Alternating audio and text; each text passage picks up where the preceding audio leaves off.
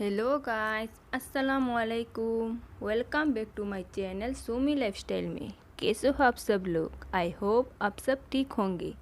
आज मैं आप सबके सामने अनबॉक्सिंग करने वाली हूँ किड गर्ल्स फ्रॉक, जो मैंने मीशो से मंगाया है और उसका प्राइस है 359 रुपीज़ और इसका कोड मैं डिस्क्रिप्शन बॉक्स में दे दूँगी। आप देख ही सकते हो, बहुत ही सुंदर है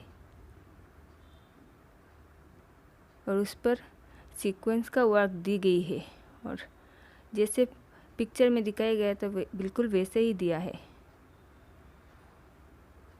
और नीचे का फैब्रिक नेट है, घेर भी बहुत ज़्यादा है और उस पर इनर भी दी गई है। अगर आपको मेरी वीडियो अच्छी लगे तो please like, subscribe and share ज़रूर करना। Thank you for watching.